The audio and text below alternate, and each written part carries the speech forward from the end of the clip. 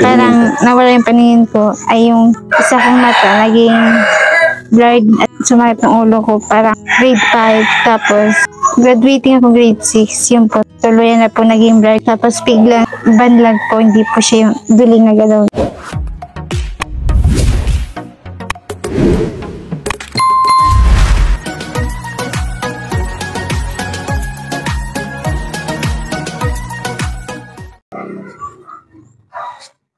Ayan, dito tayo kay Bibi Heart, no? Balikan natin at kumustahin natin siya ngayon. Our hearts beat to the city streets. We began to feel the fire. We rise like tall buildings as the chemicals, they take us higher. The night's young, and it's just begun as she puts her hand in mine. We wanna chase the night, wanna dance to the light, pull stars from the sky, just two hearts running wild. Never sleep, never stop, as we shout from the top. We're gonna be two hearts running wild.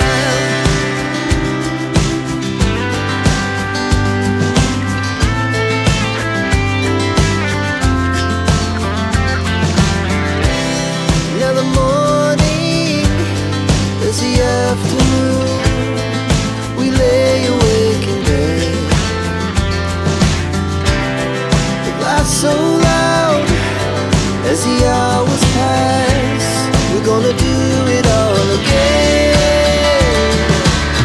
We wanna chase the night, wanna dance to the light, pull the stars from the sky, just two hearts running wild.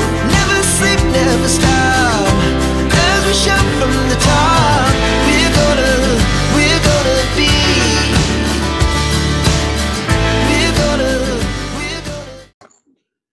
Good morning po, Nanay.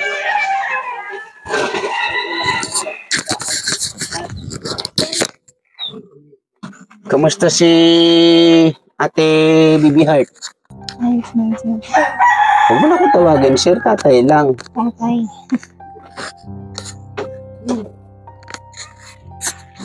Kamusta, Nay? Ilan naman po sir? Ay, tatay.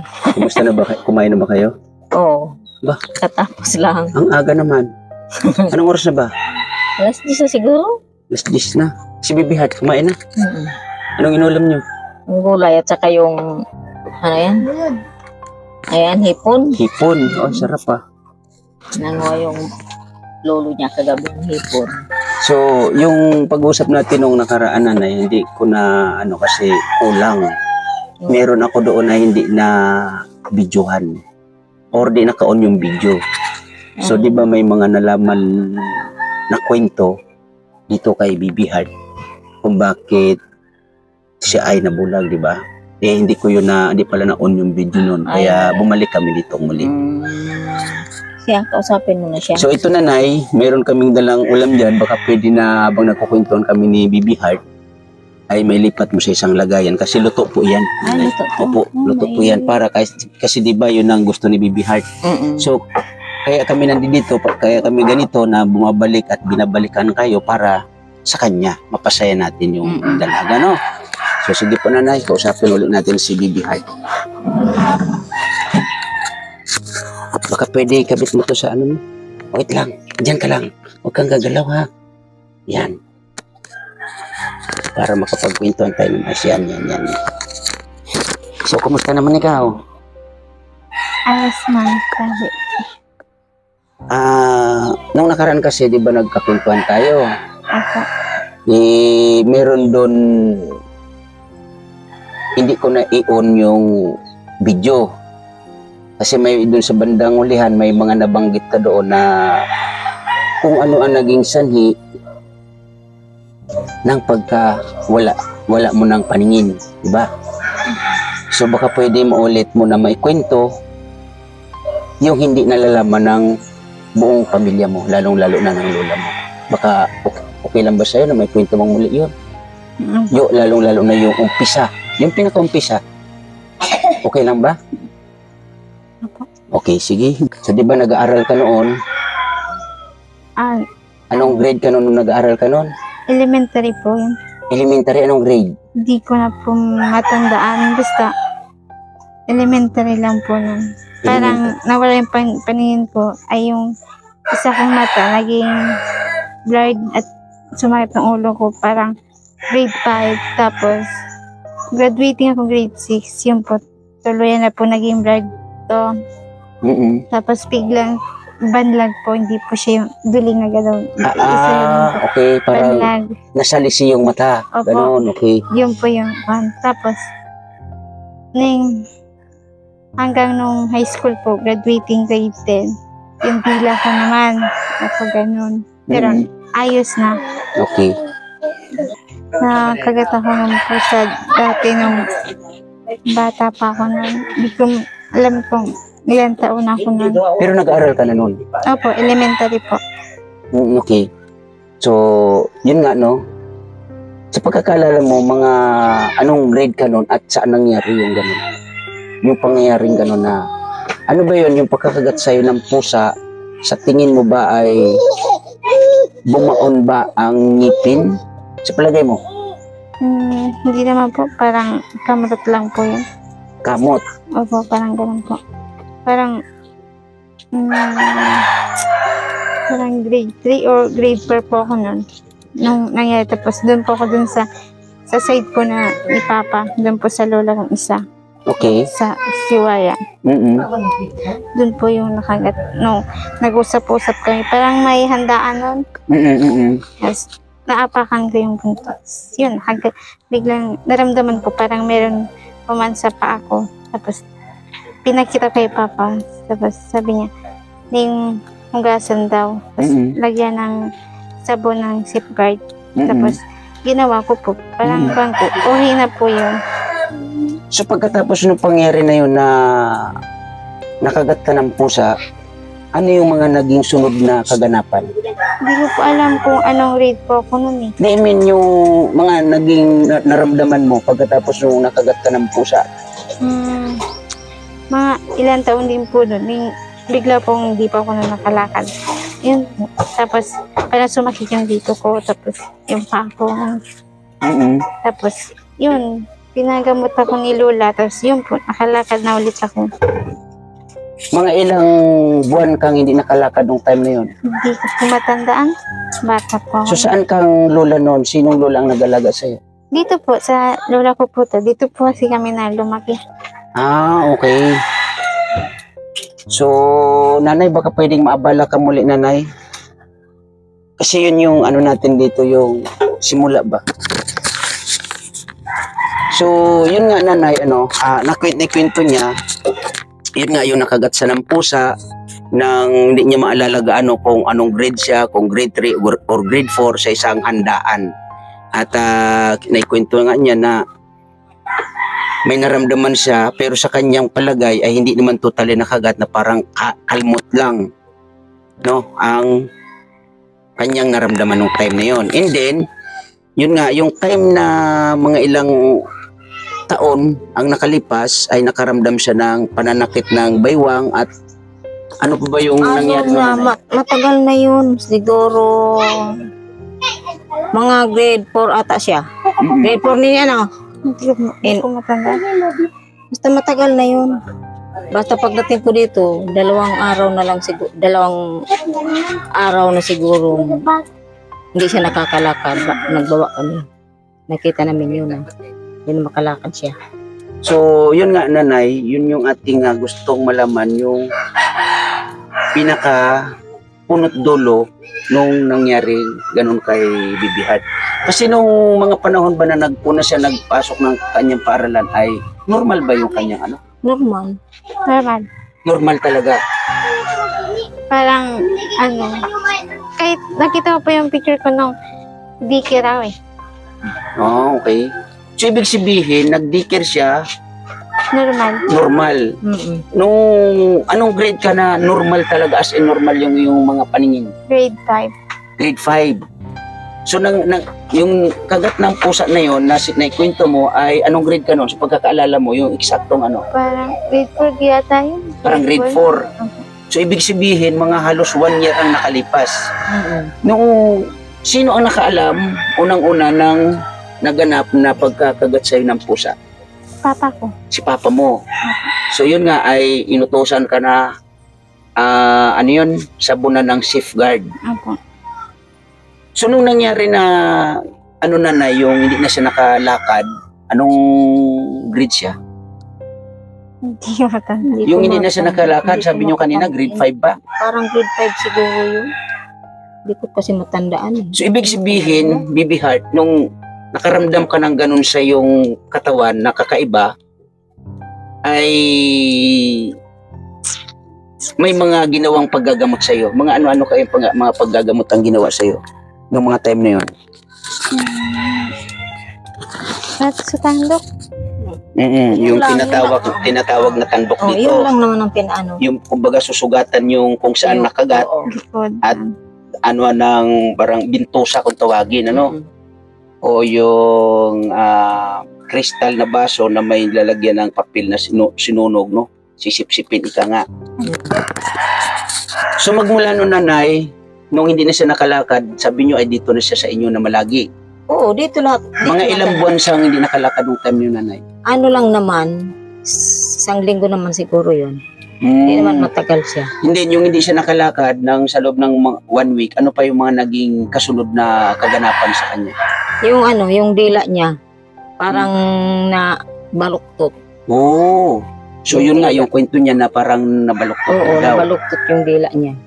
Maliban doon nanay, ang mga ano pa yung mga sumunod na kaganapan At saka yung, ano, yung nagtutuyo na yung lalamunan niya, Mm-mm. at saka yung sumasakit na yung ulo. Mm-mm. Yun na, Oo. ang ano niya diyan. So yun ang inaano natin dito nanay, yung pinag-ugatan ba?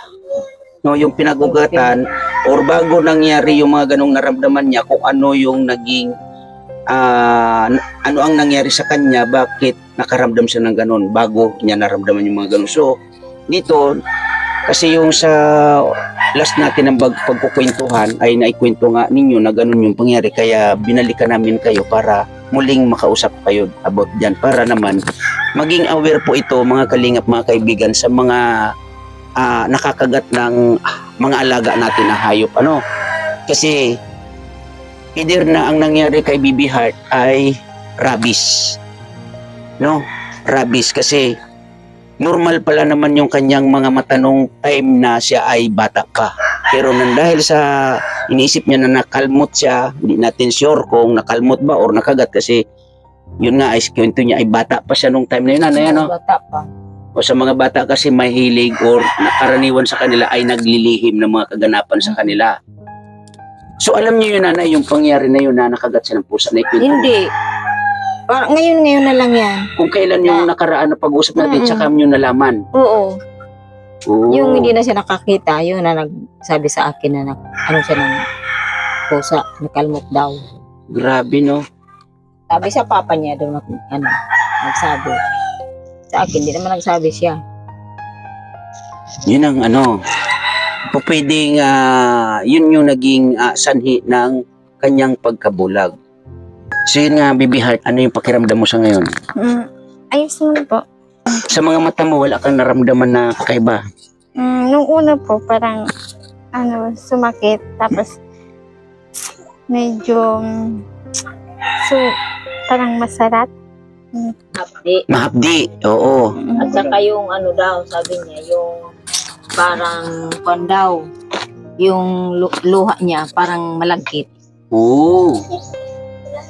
Tapos ngayon, nagsabi naman siya sa akin, ang paningin niya daw pag minsan, parang nagpupula. Kaya sabi ko, ituloy-tuloy mo yun, ang makakita ka. Totoo ba, Bibi Heart? May humahalo po. Parang yung sabi ko po noong una, parang may kulay po. Parang minsan may pula, gano'n na po. Medyo may parang dumagdag po yung pula na nga po. Yun, parang may naaaninag ka na pula. Ano po. Sana mga kalingap, mga kaibigan, tuloy po natin ang pagdarasal. Sama-sama po tayo manalangin, magdarasal para po makakita muli itong si Bibi Heart. Kasi sa akin pong palagay mga kalingap, mga kaibigan, yun nga ay naungkat dito ang naging sani ng kanyang pagkabulag. Ito po ay rabies. Kasi yun nga sa kwento nila na bata pa pala, magmula nung pagkabata ito, wala namang kumbaga problema sa kanyang mga mata. So kung kailan nakagat siya ng pusa na iniisip niya na nakalmot lang siya, ay nagumpisa na yung may mga naramdaman po siya. Unang-una, yung nalumpo siya at yun nga, yung nanlabo yung kanyang paningin. So ulitin ko, Bibi Heart, yung tanong ko sa iyo, no? Ano yung mga naramdaman mo nung time na unti-unting nanlalabo yung paningin mo? Ano ba yun? Biglaan or ano? Biglaan lang po yun.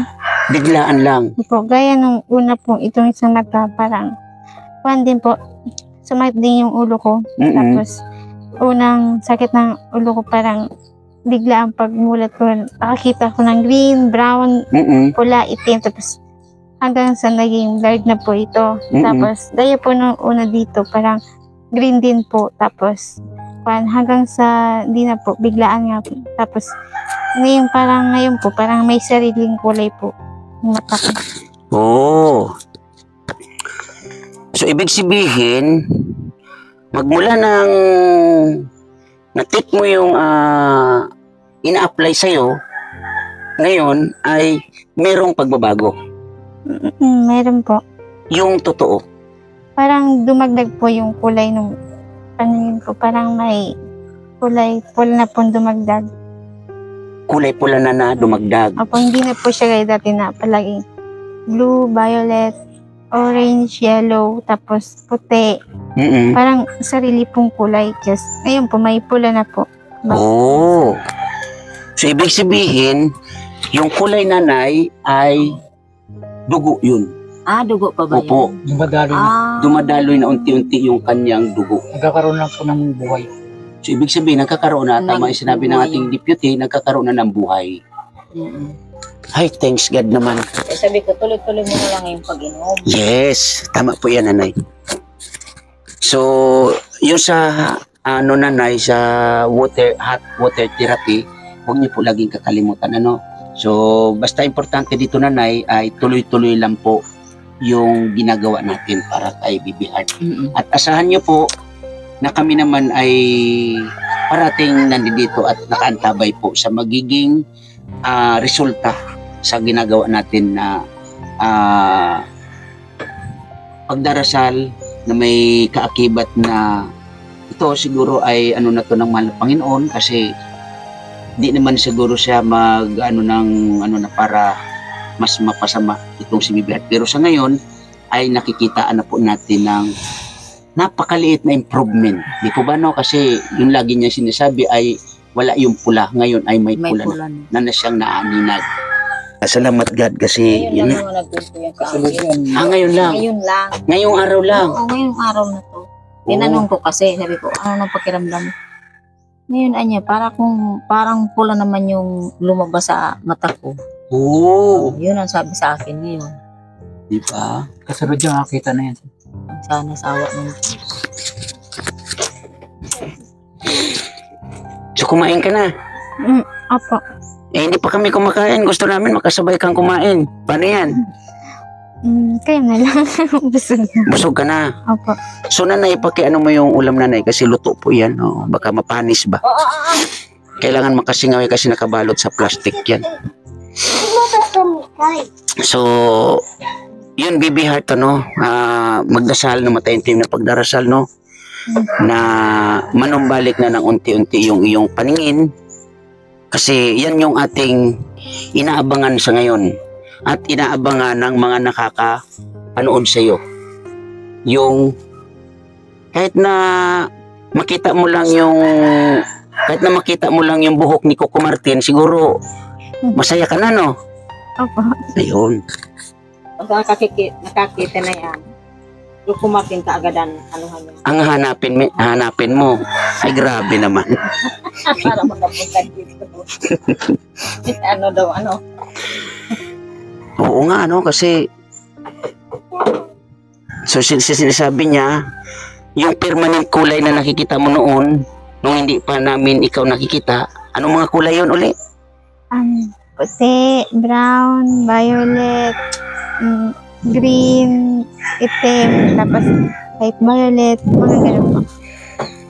Okay, so Parang may design nga po parang langit eh. Minsan yung paningin ko. ay ganon.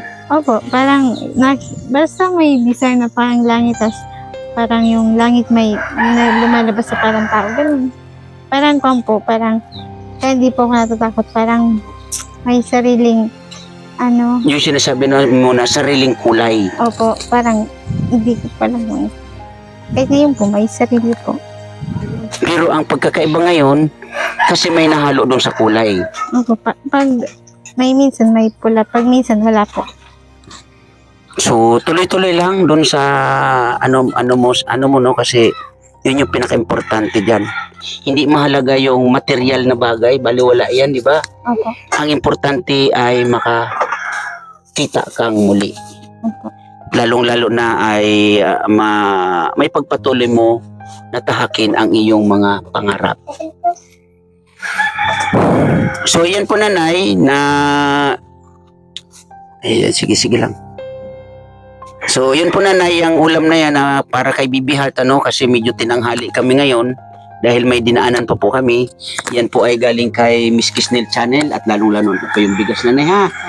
Yan, para pandagdag ng pangsaing ninyo nanay. Salamat po. Lalo sa nagbigay, lalo na sa inyo. Yan, welcome po nanay. Basta ganun lang nanay. Kaya kami napabalik uli dito kasi yun nga ay yung kwento kasi yung kumbaga naging ugat. No, naging ugat ay hindi natin mailathala kasi nga nakaano yung video ninyo nung nakaraan. Kumbaga hindi naka-on. Sobrado, walang video talaga nung nakaraan. Kaya bumalik kami muli dito para yun nga makumusta muli ito si Bibi Heart at nakakatuwa lang no. Medyo nakaano tayo ng konting saya dito kasi yung sa kwento nga ay may nadagdag na kulay sa kanyang paningin. Hopefully na magtuloy-tuloy na. Then tuloy-tuloy lang ha. Tuloy-tuloy lalo sa panalangin. Okay? Kung ano man yung maging magandang improvement sa'yo, yan ay para sa'yo. So, akin na yung mic. So, yun po mga kalingap, mga kaibigan, sa mga dito po muli sa acting premiere, At ayun nga po ay nalaman natin yung pinag-ugatan kung bakit itong si Bibi Heart ay unti-unting nabulag, Kaya awareness po sa mga, sa mga may alagang hayop. Mag-iingat po kayo. Kasi ito ay isang katunayan na talaga ang ating mga alagang hayop ay may mga rabies po yan, lalong-lalo na siguro yung mga walang turok o walang mga ini-injeksyon, mag-iingat po tayo parati. Lagi po tayong handa sa mga ganong sitwasyon. Sa mga ako naman po ay mahilig din mag-alaga ng hayop, Pero ganun pa man ay talagang handa din po tayo sa mga kaganapan. Kaya ito ay isang prueba na ang rabies ay hindi pwede sa tao, Hindi natin agad-agad mararamdaman pero habang tumatagal ang panahon, diyan na unti-unti na nabubuhay or nagaano yung rabies sa ating katawan. Kaya ito nga po si Bibi Heart ay ito yung naging nangyari sa kanya. So sa ngayon may ginagawa po tayo dito at katuwang naman natin yung kanyang lola. Magdasal po tayo na dahil po dito ay manumbalik ang mga paningin ni Bibi Heart. Kaya ulitin ko, maraming salamat po unang-una Miss Kisnel Channel, Ate Deo Roland, Miss Del Cabarli, Ma'am Jenny Stordiban, thank you po na marami sa inyo. Miss Maya Vlog, salamat po ng marami sa inyo. Miss Jen Maramag, thank you ng marami. I Love Chow Chow, thank you rin ng marami. At lalong-lalo na sa Team Kuroda, thank you ng marami po sa inyong suporta. Sa lahat po, maraming salamat and God bless po sa lahat. Bye-bye.